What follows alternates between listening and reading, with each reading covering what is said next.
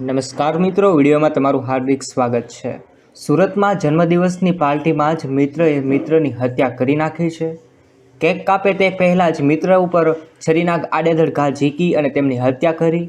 ઘટનાની વિશે વધુ વાત કરીએ તો ગુજરાત રાજ્યમાં અનેક એવી ઘટનાઓ ચોંકાવનારી છે આવતી હોય છે સામે, જેમાં વ્યક્તિની હત્યા થતી હોય છે।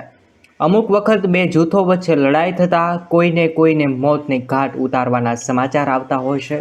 હજુ અમદાવાદમાંથી હત્યાની ચોંકાવનારી ઘટના સામે આવી હતી, જેમાં કુલ 7 લોકોએ મળીને એક ઠાકોર યુવકની હત્યા કરી નાખી હતી। એવામાં સુરત શહેરમાંથી એક ધ્રુજાવી દેતી ઘટના સામે આવી છે, જેના વિશે જાણીને તમને પણ આંચકો લાગશે।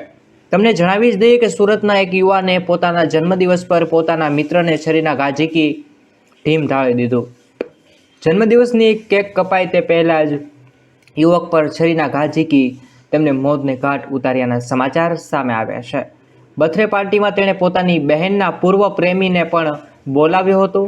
સમગ્ર ઘટનાની વાત કરવામાં આવે તો સમગ્ર ઘટનામાં એમ કહેવાય કે આરોપી જસરુદ્દીન અહેમદ છે, જેની બર્થડે પાર્ટીમાં તેણે પોતાની બહેનના પૂર્વ પ્રેમીને પણ બોલાવ્યો, જે બાદ જન્મદિવસમાં જ તેઓના પ્રેમ સંબંધને લઈ અને બોલાચાલી થઈ।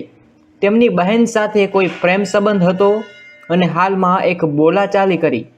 બર્થડે પાર્ટીમાં તેમને બોલાવવામાં આવ્યો અને શરીર પર અઝરુદ્દીને ચપ્પુના 15 જેટલા ઘા ઝીકી દીધા।